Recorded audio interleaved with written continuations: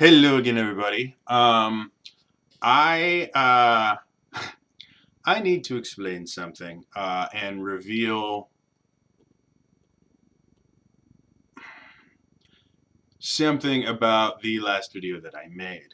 Um, a geek in the community who is an amazingly wonderful YouTuber and person in general. If you are not following him, please pause this video, go over to his YouTube channel, subscribe to him because he actually makes a lot of really good content and very insightful content. He's very, very honest.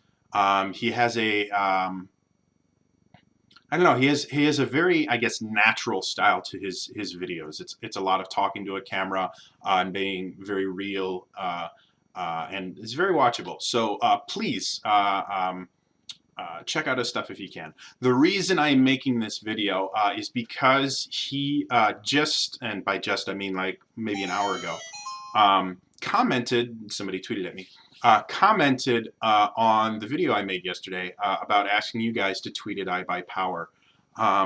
And to be blunt, the first time I read it, I actually felt really horrible about myself. And then I read it over a few times and figured out exactly what it is that he's saying. And started thinking for a little bit about the real reason why I made that video. First things first, I am really mad about what's happened with me and IBUYPOWER for a number of reasons. Probably the biggest of which is my background in retail and customer service. Had I treated a customer the way I have been treated, I would be fired immediately because it's simply unacceptable to do this to a customer. In general, when the higher-ups find out about stuff like this, in general, they just fire you rather quickly without trying to find out how much the story is real or not, simply because it's easier to fire you than to deal with the media backlash of a customer that's butthurt. So I can understand why Jeff would be upset with what I was asking people to do, because from a certain standpoint, this is exactly what the customers that I hated the most used to threaten to do to me all the time.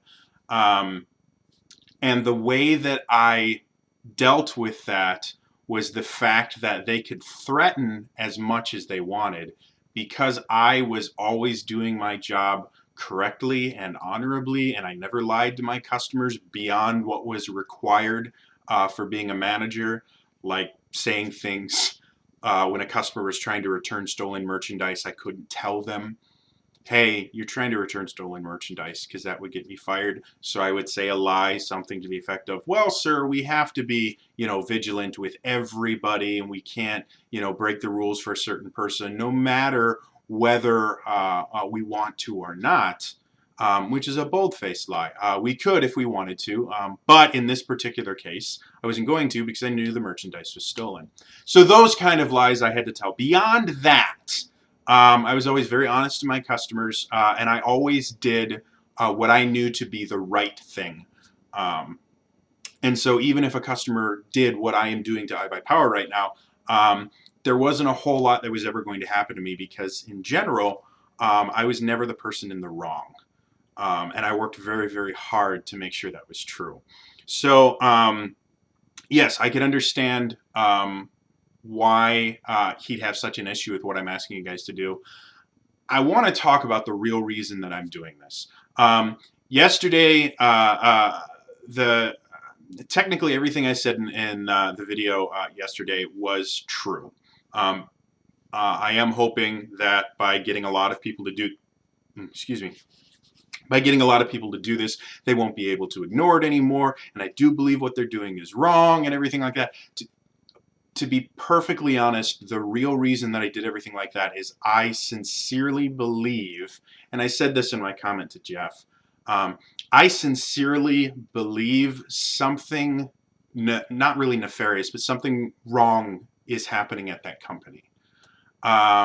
Again, I have significant experience in customer service. I have significant experience in retail in general. I know how the process works because I used to have to work through that process to get things for my customers. I understand how getting replacement defective items works. I understand how shipping works. I understand how warehouse organization works. I understand how the people that work in warehouses work. And all of that because I was required to know that as part of my job. And I know beyond a shadow of a doubt that what is happening to me um, can't happen in a well-run business. Somebody has to be doing something nefarious in order for this to happen. And the reason that I know this is because I've seen this happen in the jobs that I've had, and almost every single time it's been either someone who was incompetent, did something wrong, and was trying to cover it up, which if you have an employee like that, you need to fire them. Everybody makes mistakes. This is common. That's one of the reasons why the motto for the All for Geek Alliance is go forth and screw up. Making mistakes is a good thing because you learn from them. However, someone that makes a mistake and then attempts to cover it up by doing more things that are wrong is a dangerous person to have in your company. What generally happens is the first time they get away with it, it increases their feelings of invincibility, and they do it again and again. And something like this is relatively minor. The fact that I'm not getting a $30 keyboard is upsetting to me, but it's not preventing me from using the products that I purchased from them or anything like that. It's just something that's really upsetting to me and shouldn't be happening. From a legal standpoint, I have rights to sue and other things like that. It's just really expensive and not worth it. However, when they do this, they may do something later on, or in general, it always escalates. So they will do something later on that is even more bad, where perhaps they will make another mistake where they put the wrong hard drive in something and they give somebody else somebody's computer. Or maybe, even further along, they make a mistake where they had to bring a computer back, and for whatever reason, they send somebody's hard drive to somebody else with personal identifying files on it, and they help someone lose their identity and can cost somebody millions of dollars. That is what eventually happens with people like this. If their goal is to cover up their mistake as opposed to just coming forward, admitting they made a mistake and learning from it, they are a bad person that you don't want at your company. It never ends well. The other explanation I can come up with, because of what I have been told and all the things that have happened, is that there's an internal theft issue at this company. For those of you that don't know, shrink is a term that is used in retail and in business in general to talk about a product that is lost somehow. Sometimes it's damaged, it is not sellable, sometimes it's stolen, but shrink is just the overall term of how much of a product you have that you can't sell for whatever reason. The number one cause of shrink in retail across the board, this is higher than damaged goods, this is higher than anything else, is internal theft. The number one cause for companies losing money is their own employees, and this has been that way for years, for decades even.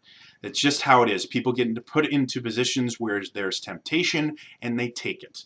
That's one of the reasons why they have loss prevention specialists and things like that. More times than not, their job is to police the employees rather than the customers. That's just how it works. You just don't really hear about it much because companies don't want you thinking that their employees are stealing from them because it makes it look incompetent. So what could be happening here, and again, this is another thing that I have seen in retail myself, is that there is a dishonest person in the shipping department who, when they saw that this was happening, they realized, hey, this is a $30 item. I could sell it myself and make some money.